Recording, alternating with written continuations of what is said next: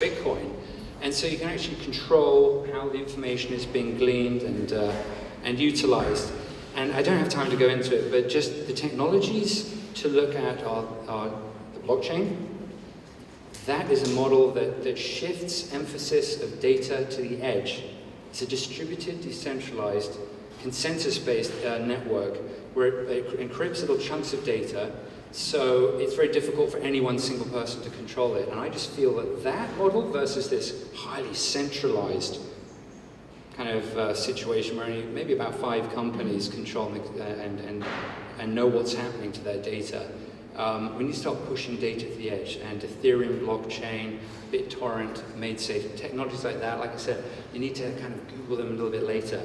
But I think that is the future of the web that I'd like to see. And Tim Berners-Lee, who invented the World Wide Web, I think that he would agree with me. I don't think that he would be in favor of these sort of walled garden, sort of centralized oligopoly type organizations. I think we just need to address, which I'm in favor of, by the way. I'm got nothing against them, they're doing a great job, but I just think we need to just address the balance with regards to privacy, data control, and just how our data is used and shared and exploited.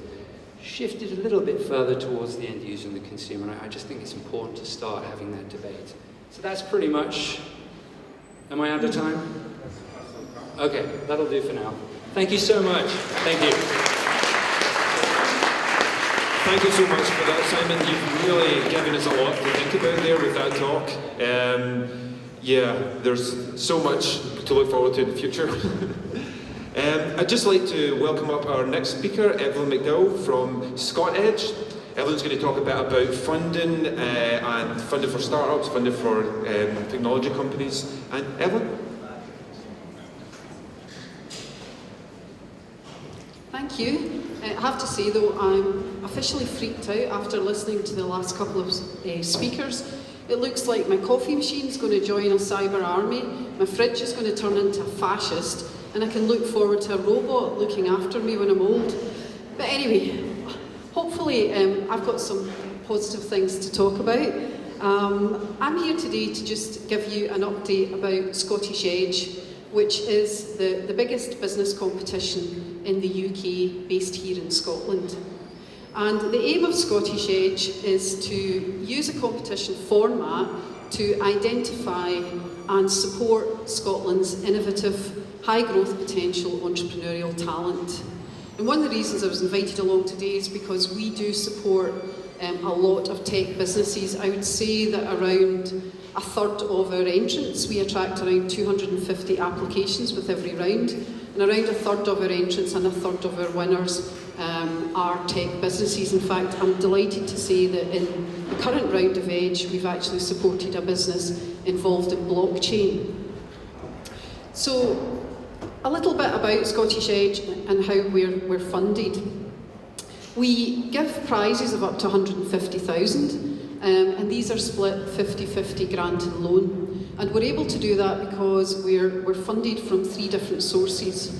First of all, we receive the grant funding from the Scottish Government, who are very keen in encouraging businesses in Scotland, particularly innovative businesses, because innovative businesses obviously are developing products and services that are attractive not just in Scotland but out with Scotland, and therefore can bring money into the Scottish economy. Innovative businesses are also more likely to create jobs.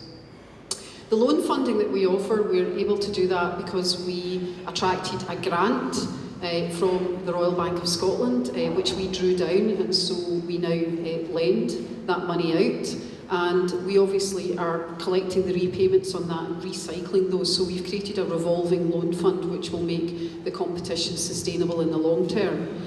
And then in terms of our support costs, we are supported by Sir Tom Hunter, I hope many of you have heard of. He's probably Scotland's most well-known business philanthropist, and through his Hunter Foundation he pays the costs, the day-to-day running costs of the organisation.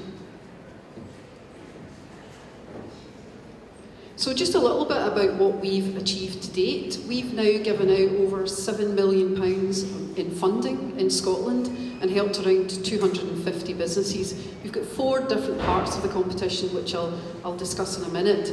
But obviously what we're looking at is what difference do those businesses make moving forwards once they've received that funding.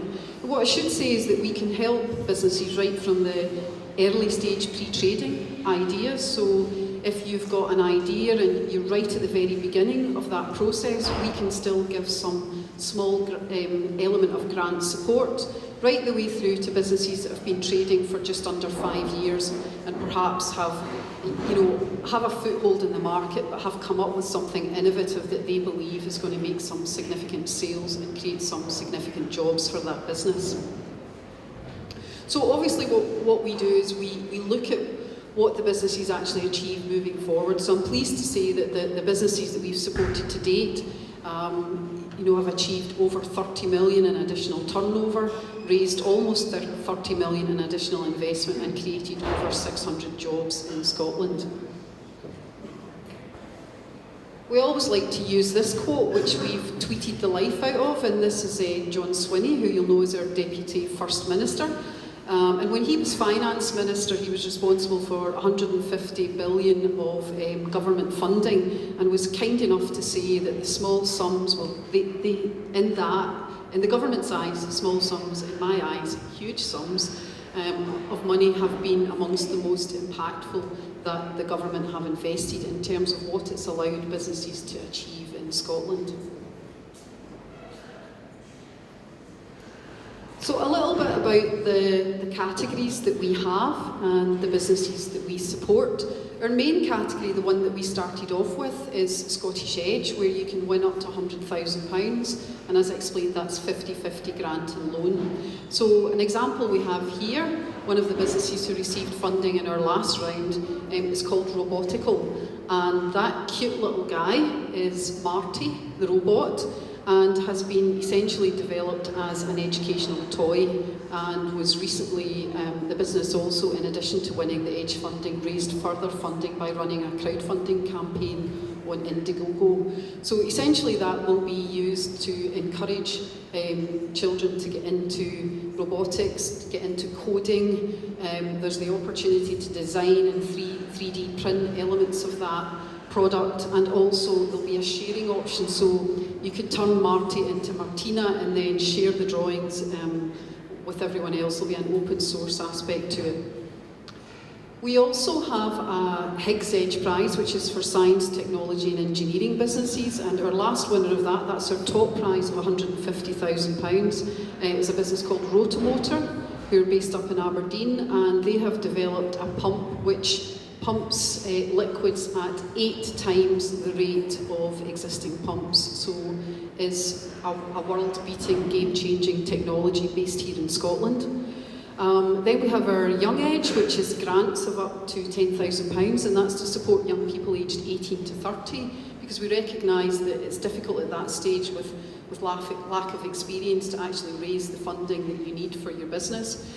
And the particular winner we've highlighted here is MindMate, who have developed an app for people with dementia and Alzheimer's and their carers. And actually that business recently won a place in Techstars in New York and are now raising quite significant sums of money. And then the last one we have here is Blusho, who's one of our Wildcard Edge winners. So Wildcard Edge, or as it's become known amongst the winners as Wild Edge, is our punt fund, and that's where we take a chance on some early stage ideas, as I've said. So someone can come forward to us with just the germ of an idea and they need a little bit of money to move that forward, and we can support them through our Wildcard Edge category. And Blusho, we're actually, there are a number of shopping apps on the market using affiliate marketing, but there was no app available that actually involved you clicking on makeup images and going through and buying the products and then scraping off a percentage of that. So that's what Blusho does, and that's the first product that's been brought to market in that sector. So just a little bit about the competition process. We run the competition twice a year, so we take entries in the first 6 weeks from February the 1st and then the first 6 weeks from August the 1st. So there's 2 opportunities a year to come into the competition. Basically, you have to complete an application form and then make a 3-minute pitch video. All of those applications are assessed by panels of experts, and we also recruit the panels based on the sector that your business is in. So, for example, if you put in an application for a tech business, then it would be people who are either running tech businesses themselves or have a tech background that would assess the application. Similarly, if it was food and drink, it's a food and drink panel made up of people who either support or work in the food and drink industry. We then whittle the applications down. If we get about 250, as I've said, with each round, so the paper application process tends to whittle that down to about 100. And then the next stage is where people pitch for funding, and they do a 3-minute pitch and 7 minutes of Q&A.